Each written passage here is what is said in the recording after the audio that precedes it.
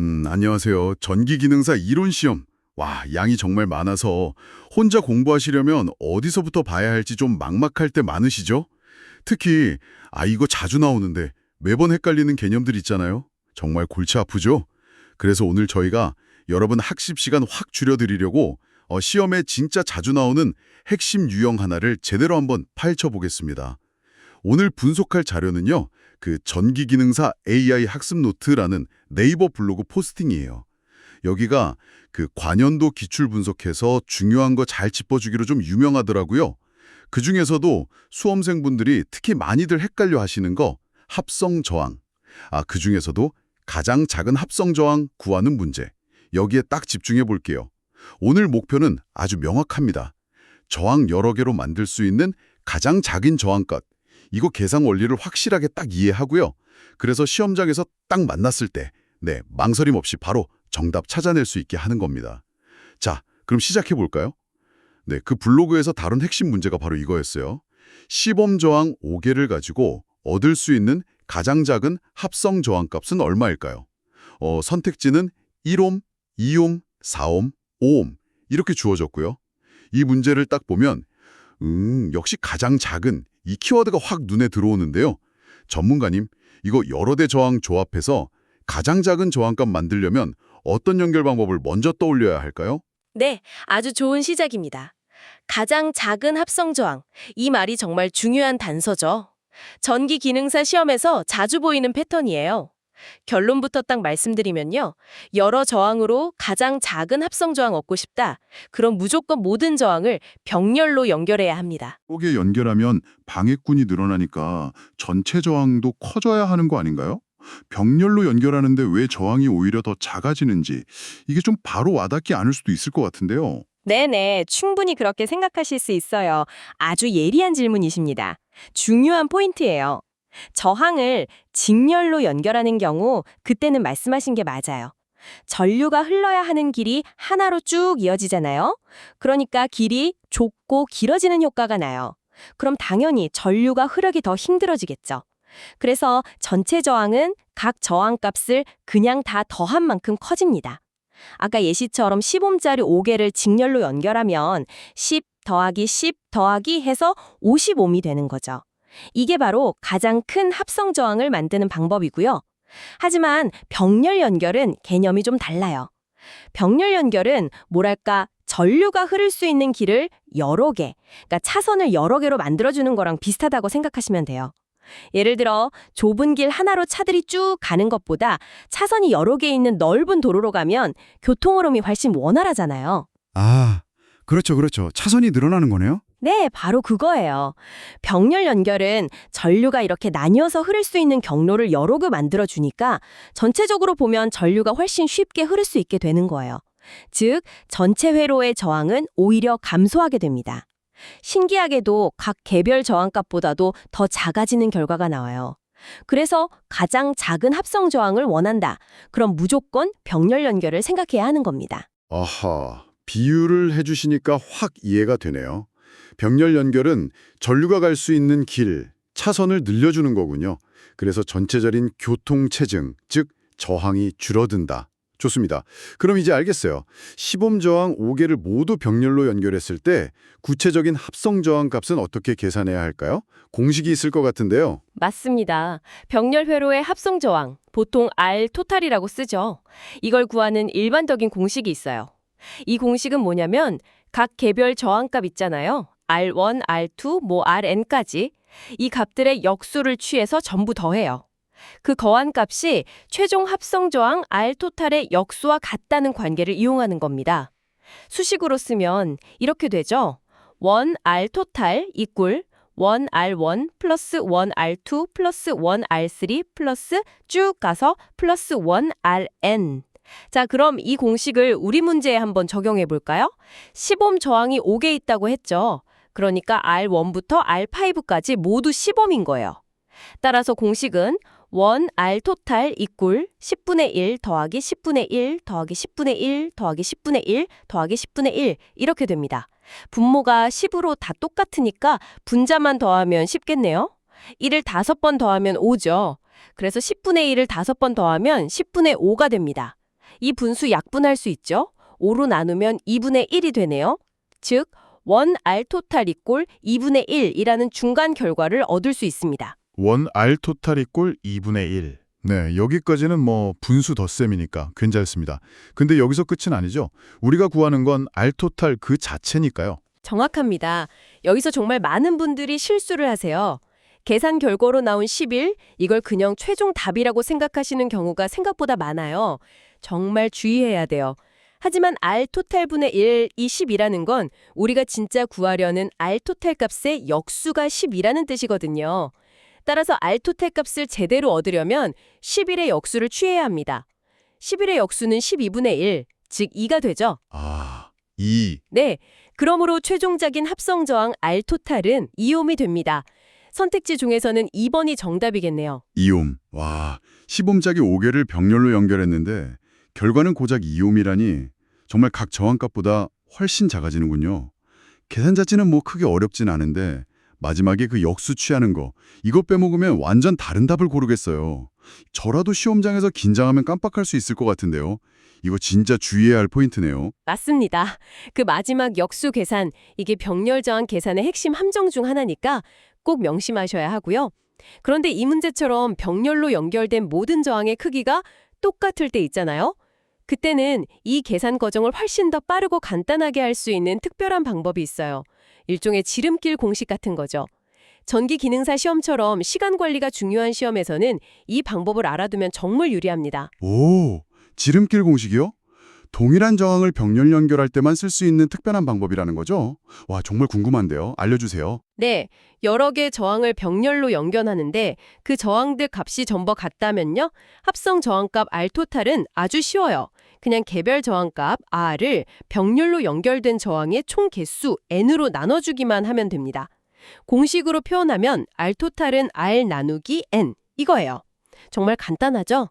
왜 이 공식이 나오는지 잠깐만 볼까요? 아까 일반 공식이 R 토탈분의 1은 R1분의 1 플러스 R2분의 1 플러스 쭉쭉쭉 플러스 RN분의 1이라고 했잖아요. 네네. 만약 모든 저항값이 R로 똑같다면 우변은 R분의 1 플러스 R분의 1 플러스 쭉쭉쭉 플러스 이걸 N번 더하는 거죠. 그럼 그냥 N 곱하기 R분의 1이니까 R분의 N이 돼요. 즉 R 토탈분의 1은 R분의 N이 되는 겁니다. 여기서 R 토탈을 구하려면 양변의 역수를 취해야 하잖아요. 그럼 R 토탈은 R 나누기 N 이라는 결과를 얻게 되는 거죠. 어허, 그냥 나온 공식이 아니라 일반 공식에서 이렇게 유도가 되는 거군요. R 나누기 N. 그럼 이 문제에 바로 적용해 보면 개별 저항값 R은 10옴이고 저항 개수 N은 5개니까 R 토탈이 이퀄 10옴 나누기 5 이퀄 2옴. 와, 진짜 순식간에 답이 나오네요. 아까 막 역수 더하고 다시 역수 취하고 했던 그 과정이 그냥 나눗셈 한 번으로 끝나버리네요. 그렇죠. 특히 객관식 시험에서는 계산 속도가 생명이니까요. 동일한 저항의 병렬 연결 문제가 딱 보이면 이 R분의 N 공식을 바로 떠올려서 적용하는 게 시간을 엄청나게 절약하는 비결입니다. 아마 그 전기 기능사 AI 학습 노트 블로그에서도 이 점을 강조했을 가능성이 높아요. 워낙 자주 나오는 유형이니까요. 야, 이건 정말 꼭 기억해야 할 꿀팁인데요. 동일 저항 병렬 연결은 Rn. 그런데 전문가님, 이 공식은 저항값이 모두 같을 때만 쓸 수 있다고 하셨잖아요. 그럼 만약에 저항값이 다르면요. 예를 들어서 뭐 5옴, 10옴, 20옴짜리 이렇게 세 개를 병렬로 연결한다면 이 Rn 공식은 못 쓰는 거 맞죠? 그럴 땐 그럼 어떻게 해야 하나요? 네, 정확하게 이해하셨습니다. Rn 공식은 모든 저항값이 동일할 때만 쓸 수 있는 아주 편리하지만 제한적인 경우에 해당하고요. 만약 5옴, 10옴, 20옴처럼 저항값이 제각각 다르다면 그때는 아쉽지만 Rn 공식을 쓸 수 없어요. 그럼 어떻게 하느냐? 원래의 일반 공식, 즉 1바 토탈 이꼴 1R1 플러스 1R2 플러스 1R3 이 공식을 써야 합니다. 그러니까 1바 토탈은 5분의 1 플러스 10분의 1 플러스 20분의 1 이걸 계산해야 하는 거죠. 아, 통분해서 계산해야겠네요? 네, 그렇죠. 통분해서 계산하고 그렇게 나온 결과값에 역수를 취해서 R 토탈을 구해야 합니다. 조금 더 번거롭긴 하지만 이게 다른 값의 저항들을 병렬 연결할 때의 표준 계산법입니다. 그렇군요.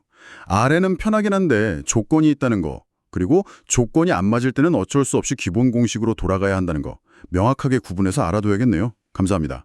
그리고 참고로 아까 잠깐 이야기 나왔지만 만약 이 문제에서 가장 작은 저항이 아니라 가장 큰 합성 저항값을 물었다면 어떻게 해야 할까요? 아, 그때는 직렬로 연결해야겠죠? 맞습니다. 그때는 5개의 저항을 모두 직렬로 연결해야 해요. 직렬 연결의 합성 저항은 그냥 각 저항값을 다 더하면 되니까요. 10옴짜리 5개를 직렬로 연결하면 10 곱하기 5 해서 50옴이 됩니다. 병렬 연결 결과인 2옴하고 비교하면 무려 25배나 차이가 나죠. 이처럼 연결 방식에 따라서 결과가 엄청나게 달라지니까 문제에서 가장 작은을 묻는지 가장 큰을 묻는지 아니면 특정 연결 방식을 딱 지정하는지를 정확히 파악하는 게 정말 중요합니다. 자, 그럼 오늘 전기기능사 AI 학습 노트 블로그 문제풀이를 통해서 살펴본 핵심 내용들 한번 싹 정리해 보겠습니다. 시험 준비하시는 여러분, 다시 한번 집중해 주세요. 첫째, 여러 개의 저항으로 가장 작은 합성 저항을 만들고 싶다. 그럼 무조건 모든 저항을 병렬로 연결해야 한다. 왜? 병렬 연결은 전류가 흐를 수 있는 길, 즉 차선을 여러 개 만들어줘서 전체 저항을 줄여주기 때문이다. 이게 가장 기본이었죠. 네.